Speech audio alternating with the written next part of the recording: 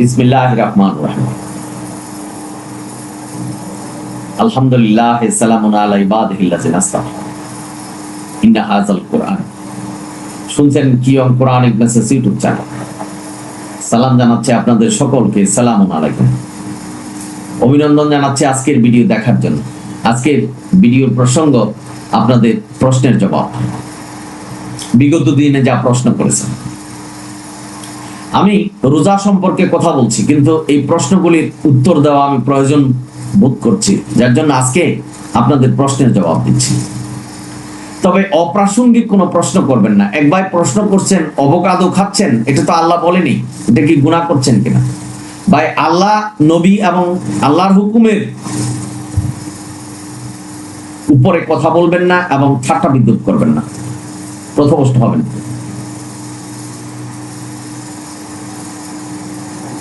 Anyway, এক ভাই প্রশ্ন করেছেন যে ইল্লিন সিজ্জিনে তো কর্মফল থাকবে, তাহলে আত্মা থাকবে কোথায়? খুব সহজে বুঝবেন, আমি একটা উদাহরণ দিচ্ছি। বিমানে ব্ল্যাক বক্স থাকে। বিমান যখন দুর্ঘটনা ঘটে বা ধ্বংস হয়, এই ব্ল্যাক বক্স সবকিছু ইনফরমেশন জোগাড় করে এবং বিমান ধ্বংস হওয়ার পূর্বে এটা ছুটে চলে যায়। এটার ভিতরে আপনি পাবেন কি কারণে বিমান ধ্বংস হলো, কোন ইঞ্জিন নষ্ট হয়েছে, সমস্ত ইনফরমেশন। মানুষ এটাকে আবার খুঁজে পায়, কারণ মানুষের হাতে রিমোট থাকে। এটা কোথায় আছে, কোথায় শব্দ হচ্ছে, মানুষ খুঁজে পায়। তো এটা মানুষের তৈরি। আর আত্মা আল্লাহ হুকুম, আল্লাহ সৃষ্টি করেছে। আপনারা যারা শুনছেন, শুধু আত্মা কেন, এই পাহাড় পর্বত নদী নালা যা কিছু দেন, সব কিছু আল্লাহর হুকুম। সুতরাং এই আত্মার ভিতরে সমস্ত কিছু থাকবে। আপনার কর্মফল, আপনার পাপ পুণ্য যা কিছু আছে, এটা একটা মানুষের ব্ল্যাক বক্স। সব ইনফরমেশন আল্লাহ পাবেন। বামনারা, আপনারা যারা শুনছেন, সুতরাং যেখানে আত্মা সেখানেই আপনার কর্মফল। একটা ব্যাগের ভিতরে আপনি আপনার চশমা, ঘড়ি, ক্যামেরা, মোবাইল যা কিছু আছে রাখলেন, মানে ওই ব্যাগটা এক জায়গায় রাখলেন। আপনি যদি বলেন যে আপনার মোবাইলটা ওখানে রাখা, তার মানে মোবাইলের সাথে আপনার সমস্ত কিছুই রাখা। আশা করি বুঝতে পেরেছেন। ধন্যবাদ আপনাকে প্রশ্ন করার জন্য। আরেক ভাই প্রশ্ন করেছেন যে রক্ত খাওয়া আল্লাহ নিষেধ করেছেন, তাহলে আমরা যে মাংস খাচ্ছি, ধোয়ার পরে রক্তটা থাকে, তাহলে আমরা খাবো কিভাবে? ধন্যবাদ আপনাকে প্রশ্ন করার জন্য। আপনি এই ধরনের চিন্তা করার জন্য ধন্যবাদ। তবে এটা খুব সহজ। রক্ত খাওয়া আল্লাহ নিষেধ করেছেন। আপনি যখন মাংসটাকে রান্না করবেন বা স্টিকে দিয়ে এটা জ্বালাবেন আগুনে, তখন দেখবেন মাংস থেকে পানি পড়ছে। বা যখন পাতিলায় রান্না করবেন, তখন দেখবেন বাষ্প উড়ে যাচ্ছে, বাষ্প উড়ে যাচ্ছে। তো রক্তের মধ্যে 90% পানি, haemoglobin, white blood cell, oxygen, এগুলির সমষ্টি হলো রক্ত। এটা যখন আগুনে জ্বালানো হয়, তখন এই অক্সিজেন, এই সমস্ত পদার্থ ধ্বংস হয়ে যায়। পাতিলে পাকাইলে বাষ্প হয়ে যাচ্ছে, আগুনে পোড়ালে এটা পানির মতো নিচে পড়ে যাচ্ছে। সুতরাং রক্তটা আর মাংসের মধ্যে থাকছে না। যেখানে আল্লাহ বলছেন মাংস খাওয়া যাবে, সেখানে আল্লাহ সিস্টেম করেছেন, অর্থাৎ সেটা আগুনে দিলে রক্তটা নষ্ট হয়ে যাবে। ভাই বোনেরা, আপনারা যারা শুনছেন, আশা করি বুঝতে পারছেন। সুতরাং রান্না করে খাওয়া মানে আপনি রক্ত খাওয়া নয়। রক্ত খাওয়া অর্থ হলো আপনি একটা পশুকে কাটলেন, একটা গ্লাসে নিয়ে আপনি রক্তটা খালেন, সেটা হলো রক্ত খাওয়া। এই রক্ত খাওয়া আল্লাহ নিষেধ করেছেন। এই রক্তটা খাওয়া যাবে না।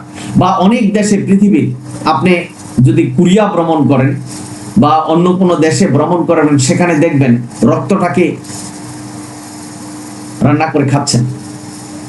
সেই খাওয়াটা আল্লাহ নিষেধ করেছেন। একটা কথা মনে রাখবেন যে আল্লাহ এই কোরআন নির্দেশনা পাঠানোর আগে কিন্তু আমাদের জ্ঞান দিয়েছেন, প্রজ্ঞা দিয়েছেন। সুতরাং আমরা অনেক কিছুই কোরআন না বুঝার আগেই বুঝে ফেলছি। যেমন 5 বছরে আপনি কিন্তু উলঙ্গ থাকবেন না, আপনার বোঝা হচ্ছে যে এটা আমাকে একটা কিছু পড়তে হবে।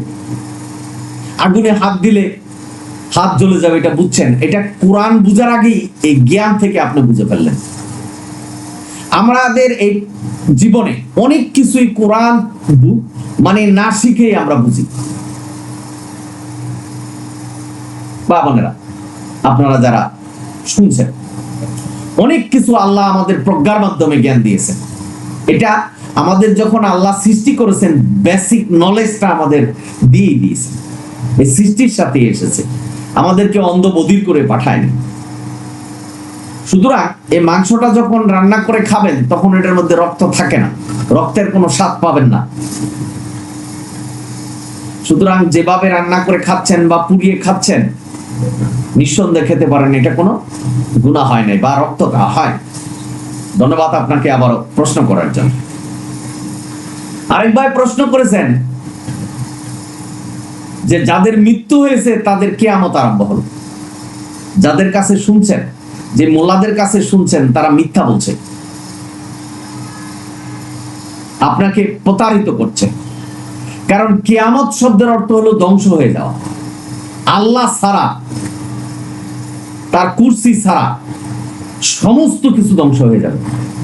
তুলার মতো উঠতে থাকবে পাহাড় পর্বত, বন্যা হবে, আগুনে জ্বলবে, তারপরে এই দুনিয়াটা শান্ত হয়ে একটা সমতল ভূমিতে রূপান্তরিত হবে। সেটার নাম হলো কিয়ামত। এবার আসুন, যে কিয়ামত যে হলো, এই কিয়ামতের পরে মানুষ মাটি থেকে উঠবে। আশা করি বুঝতে পেরেছেন যে কিয়ামত কোনটা, আর মৃত্যুর পরেই ওই ব্যক্তির কিয়ামত আরম্ভ হয় না। আরেক ভাই প্রশ্ন করেছেন যে আত্মা ইল্লিন সিজ্জিনে থাকবে, তাহলে আমরা যে মাটি থেকে উঠবো সেটা কি করে সম্ভব? কিয়ামত হয়ে যাবে, আমরা তো ইল্লিন সিজ্জিনে থাকবো না। ভাই, ইল্লিন সিজ্জিন যে জায়গায় আল্লাহ রেখেছেন, কোথায় রাখছেন, সেই নির্দেশনা কিন্তু আল্লাহ আমাদের দেয়। সুতরাং আল্লাহ বলছেন কিয়ামতের দিন সমস্ত কিছু ধ্বংস হয়ে যাবে, সমস্ত কিছু। এখন এই ইল্লিন সিজ্জিন থেকে আমাদের যে আত্মাটা, সেটা মাটির সাথে আল্লাহ কিভাবে মিশাবেন, সেটা আল্লাহর কাজ। ধ্বংস হয়ে যাবে, মাটিতে মিশে যাবে, আবার সেই গাছের মতো মানুষগুলি উঠতে থাকবে, মাটি থেকে উঠবে। এখন আপনাদের মনে প্রশ্ন জাগবে যে কি করে সম্ভব? আমরা তো পচে গলে গেলাম, আমাদের দেহটা তো পচে গলে যাবে, তাই এটা পারবে কেন? আল্লাহ সমস্ত কিছু পারেন, এই বিশ্বাস রাখতে হবে। আল্লাহ সৃষ্টি করেছেন, আল্লাহ মৃত্যু দিচ্ছেন। আবার আল্লাহ আমরা যে আকৃতিতে ছিলাম, সাদা না কালো, লম্বা বেটে যে আকৃতিতে ছিলাম, সেটা কি আল্লাহ বানাতে পারবেন না?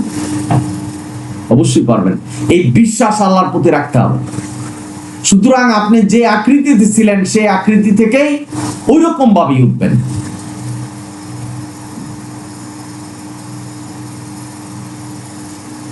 তখন বিচারের জন্য অপেক্ষা করবেন।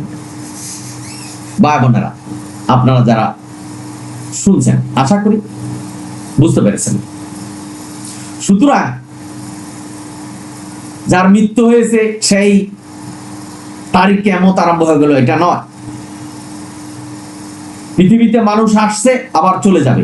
সূরা মায়েদার 7 নম্বর আয়াতে আপনি দেখবেন যে আদমকে সৃষ্টির পরে সব আত্মাই সৃষ্টি করেছে, পৃথিবীতে ক্রমান্বয়ে আসছে। এবং ওইখানে আমরা প্রতিজ্ঞা করে এসেছিলাম যে আল্লাহকেই মানব। এখানে আইসা প্রতিজ্ঞা ভুলে গেছি। ভাই বোনেরা, আপনারা যারা শুনছেন, সুতরাং মানুষ মৃত্যু হবে, আসবে, এই কর্মকাণ্ড চলতে থাকবে কিয়ামতের আগ পর্যন্ত। ভাই বোনেরা, সুতরাং আশা করি বুঝতে পেরেছেন, যার মৃত্যু হয়েছে তার কিয়ামত আরম্ভ হয়নি।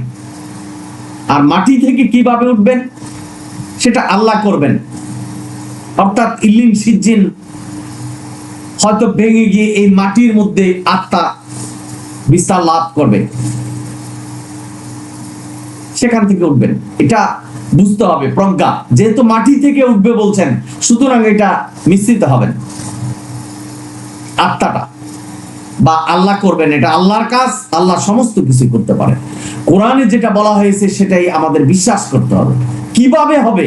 আল্লাহ যেটা আমাদের জানিয়েছেন সেটাই আমরা জানবো, এর বাইরে আমাদের জানার কোনো প্রয়োজন নেই। এই কথাটা মনে রাখবেন, কারণ আল্লাহর জ্ঞানের উপরে কারো জ্ঞান নেই। আমরা আল্লাহ সম্পর্কে চিন্তা করা মানে বোকামি। আল্লাহর জ্ঞানের সাথে আমাদের জ্ঞানের কোনো তুলনা হয়? ভাই বোনেরা, আপনারা যারা শুনছেন, এখন আপনি পৃথিবীর কথাই চিন্তা করুন। বিমানটা আকাশে উঠছে, এই পৃথিবীর কয়টা মানুষ জানে যে কিভাবে উঠছে? জানে? আমরা শুধু জানি যে উঠছে। সুতরাং আল্লাহ বলছেন যে মাটি থেকে উঠবে মানুষ, আপনি বিশ্বাস করুন মাটি থেকে উঠবে। আমরা যখন যারা বিমান বানিয়েছেন তাদের সাথে আমাদের তুলনা নেই, তাহলে যারা বিমান বানিয়েছেন তারাও আল্লাহর সাথে কোনো তুলনা নেই, আল্লাহর জ্ঞানের সাথে কোনো তুলনা নেই। সুতরাং আল্লাহ যেটা বলেছেন সেটাই আমাদের মানতে হবে। আমরা যদি আল্লাহর জ্ঞানের উপরে জ্ঞানের কথা বলি বা আল্লাহর কার্যের উপরে বলি যে আল্লাহ এই কাজ করলো কেন, ভাই আমি একটা প্রশ্ন রাখি। আমরা পৃথিবীতে অনেক মানুষ পাপ করছে, অনেকে অনেকভাবে পাপ করছেন, কিন্তু আল্লাহ যদি রাগান্বিত হতেন তাহলে আমাদের মেরে ফেলতেন, মারতেন না? আল্লাহ বললে আমাদের মৃত্যু হয়ে যেত, কিন্তু আল্লাহ ধৈর্যশীল, ধৈর্য করে বসে আছেন। বিচার হবে একদিন, আশা করে বুঝতে পেরেছেন। আরেক ভাই প্রশ্ন করেছেন যে আমলনামা সংরক্ষিত থাকবে ইল্লিন এবং সিজ্জিনে। একই কথা হলো, উত্তর তো আমি দিয়েছি ভাই। আমলনামা সংরক্ষণ মানে আত্মার সাথে আপনার সমস্ত কিছু ওখানে সংরক্ষিত হবে। একটা ব্ল্যাক বক্স হলো মানুষের আত্মা। ব্ল্যাক বক্সের মধ্যে যেমন ইনফরমেশন থাকে, এই আত্মার ভিতরে ইনফরমেশন থাকবে। যেমন আমি আপনাকে বলছি, সূরা আনফালের 50 নম্বর আয়াতে বলছে অপবিত্র মৃত্যু যাদের হবে, আত্মা টেনে হিসেব বাহির করে বলবেন যে তোমরা আগুনের আযাব গ্রহণ করো, পেতে থাকো। তার মানে আত্মার সাথে ফেরেশতারা কথা বলবেন, ভাই বোনেরা। অর্থাৎ একটা মানুষের একটা দেহের সমস্ত কিছুই আত্মার ভিতরে থাকে। আত্মাটা চলে গেলে সমস্ত কিছুই ধ্বংস হয়ে যায়, পচে গলে যাবে আপনার দেহ। ভাই বোনেরা, আপনারা যারা শুনছেন, সুতরাং আত্মা আল্লাহর হুকুম, এটা সত্য। সমুদ্র আল্লাহর হুকুম, পাহাড়ও আল্লাহর হুকুম, কিন্তু এটা একটা বস্তু। সুতরাং আত্মাও বস্তু, বুঝতে হবে। এই আত্মা যেখানে, আপনার সমস্ত ইনফরমেশন সেখানে। এটা আমলনামা বলুন আর কর্মফল বলুন, সমস্ত কিছু ওইখানে থাকবে। আশা করি বুঝতে পেরেছেন। কারণ এই ব্যাপারগুলি নিয়ে মানুষের একটু জটিল, বুঝার ক্ষেত্রে একটু জটিল হচ্ছে, যার জন্য আমি রোজার কথা কিন্তু বলতেছিলাম। এই আগামী ভিডিওতে আমি বলবো যে রোজা কখন থেকে আরম্ভ করবেন। তো মাঝখান দিয়ে আপনাদের এই প্রশ্নের জবাবটা আমি দিয়ে নিচ্ছি। আশা করি আপনারা সকলে বুঝতে পারছেন যে কি কারণ হচ্ছে। একটা জিনিস মনে রাখবেন, সমস্ত কিছু কিন্তু কোরআনে দিয়েছে এমন নয়। কোরআন ছাড়াও আমরা অনেক কিছু বুঝি, অর্থাৎ বেসিক যে নলেজ, বেসিক যে জ্ঞান, আল্লাহ এটা সৃষ্টির পরেই আমরা যখন এই পৃথিবীতে পূর্ণাঙ্গ মানুষ রূপে পরিণত হই, তখন আমাদের জ্ঞানটা যখন পরিপূর্ণ হয় আমরা অনেক কিছুই বুঝি। ভাই বোনেরা, আপনারা সকল কিছু, যেমন আমাদের বৈবাহিক জীবনের অনেক কিছু আমরা কোরআন ছাড়াই বুঝতে পারি। ভালো মন্দ কিন্তু কোরআন ছাড়াই বুঝতে পারি। কোনটা কাজ করতে হবে, কোনটা করতে হবে না, এটা কোরআন ছাড়াই বুঝতে পারি। অনেকে কোরআনের কিছু জানে না, কিন্তু তার ভিতরে জ্ঞান আছে, তার ভিতরে ইনসাফ আছে। এগুলি বেসিক থিং। এটা আল্লাহ যখন আপনাকে আমাকে সৃষ্টি করেছে তখন এটার ভিতরে দিয়ে দিয়েছে। তারপরে আল্লাহ নির্দেশনা দিয়েছে, নবী রাসূল পাঠিয়েছে, সতর্ক করছে। তারপরেও মানুষ ভুল পথে আছে, কোরআনের পরিবর্তে হাদিস মানছে, যেখানে আল্লাহ বলছেন শুধু কোরআনই মানতে হবে। আশা করি বুঝতে পেরেছেন। আপনারা সকলেই ভালো থাকুন, সুন্দর থাকুন। যদি ভিডিও ভালো লাগে অবশ্যই সাবস্ক্রাইব এবং শেয়ার করবেন। অনিল হামদুলিল্লাহ রাব্বিল আলামিন। সালামুন আলাইকুম।